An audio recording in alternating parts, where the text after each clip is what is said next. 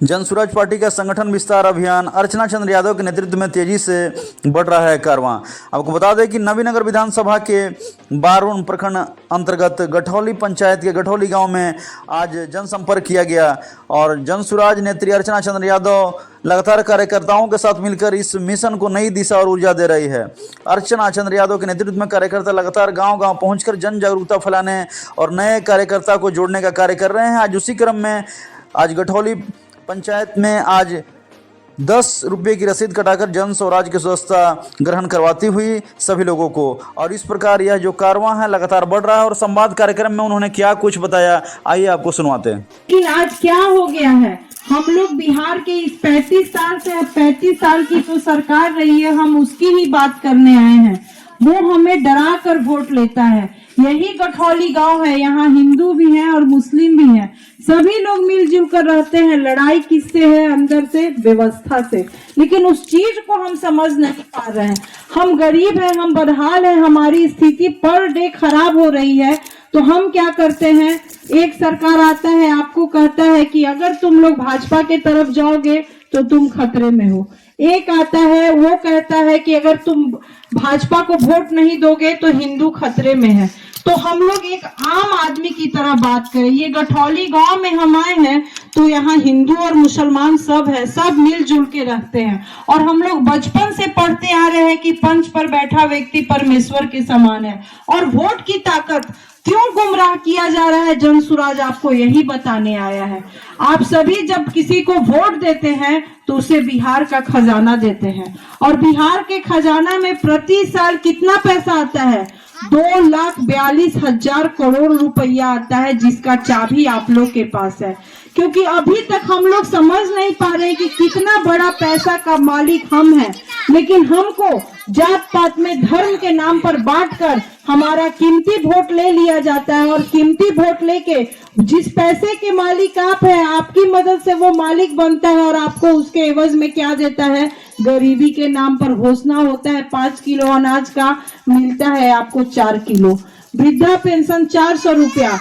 2,42,000 करोड़ का मालिक आज व्यवस्था परिवर्तन से इतना बदहाल है कि उसकी स्थिति पर डे दयनीय होते जा रही है। तो जनसुराज यही बताने आया है कि मालिक आप हो, व्यवस्था परिवर्तन करने की ताकत आपके पास है। फिर इस गुमराही में अपने कीमती वोट को क्यों एक जगह से दूसरे जगह सिर्फ ट्रांसफर करते हैं? अंदर से आक्रोश तो है ही कि आज इसको लालटेन को दिए हैं, इस बारी काम नहीं किया है तो तीर को दे देंगे। लेकिन हम जनसुराज कहना चाह रहा है कि व्यवस्था परिवर्तन पे चोट करना है।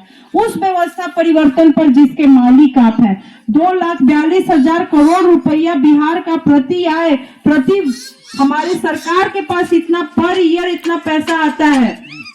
तो जनसुराज कहना है कि वही जो 4 किलो अनाज और 400 रुपया पेंशन में जो आपको गुमराह करके और आपस में ही लड़ा देता है। आप कहीं भी जाइए, अगर कोई कहता है तो 4 किलो हमको अनाज मिल रहा है, तो कोई कहेगा हमको नहीं मिल रहा है। वो कहेगा कि 4 किलो अनाज मिल ही रहा है तो क्या हो गया।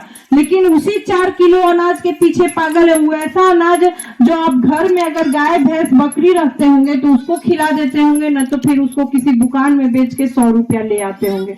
तो सोचिए, आप मालिक हैं और आपको 100 रुपया में गुमराह किया जा रहा है, आपको 400 रुपया में गुमराह कर दिया जा रहा है। तो जनसुराज का कहना है कि नहीं, आपके पास जो पैसा है उसके मालिक आप हैं, और उस पैसे से आपकी बदहाली कैसे दूर होगी वही जनसुराज आपको बताने आ रहा। हम लोग सब जनसुराज के सिपाही बनके, क्योंकि बिहार पर डे पिछड़ रहा है। हमारे बच्चे आज जो हमारा समाज है, आज हम पूरे हिंदुस्तान के जितना भी राज्य है सबसे बदहाली में हमारा राज्य है। अगर हम आज भी नहीं चेते तो ये बदहाली कहाँ जाएगी, हमारे बच्चे का क्या हाल होगा, ये सब सोचने का समय अब आ गया है।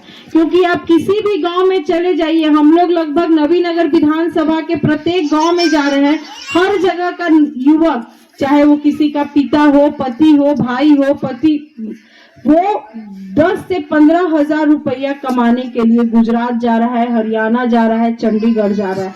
10 से 15 हजार रुपया कोई बहुत बड़ी रकम नहीं होती।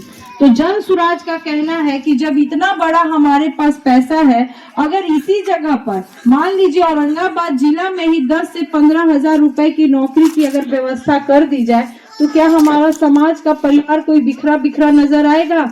और सोचने की बात इसलिए है कि सोचिए, जब हमारा देश आजाद हो रहा था उस समय महात्मा गांधी गुजरात में जन्मे थे, लेकिन सत्याग्रह करने किस राज्य को चुना था, तो बिहार राज्य को चुना था। यानी उस समय बिहार के लोग अपने समाज के प्रति, अपने देश के प्रति, और चाहे मेरा बिहार बहुत विकसित रहा होगा, तभी तो आज वो गुजरात छोड़कर बिहार को चुने थे और सत्याग्रह करके ऐसा सत्याग्रह किया कि देश आजाद हो गया। तो अब हम बिहारियों की बारी है। बहुत हम इधर उधर करके अपने समाज को, अपने बिहार को पिछड़ता करते चले गए। तो 10 से 15 हजार रुपए की ताकत अगर जन स्वराज यहीं पे लोगों को दिलवाने लगे तो हमारा कोई भी बच्चा पलायन नहीं करेगा, हमारा कोई भी बिहारी इस बिहार को छोड़कर नहीं जाएगा। और दूसरी बात, आज आप सभी जानते हैं ये सब बच्चे हैं, कैसी शिक्षा हमारी सरकार के द्वारा हमारे बच्चों को दिया जा रहा है। ये शिक्षा ये शिक्षा की वजह से क्या हमारे बच्चे की बदहाली बद से बदतर नहीं होगी, जबकि हमारे संविधान में अच्छी शिक्षा की बात बाबा साहब भीमराव अंबेडकर ने ही कर दी है। बाबा साहब ने कहा है कि उस सरकार की जिम्मेवारी है कि वो अपने समाज के बच्चे को अच्छी शिक्षा दे, लेकिन जो सरकार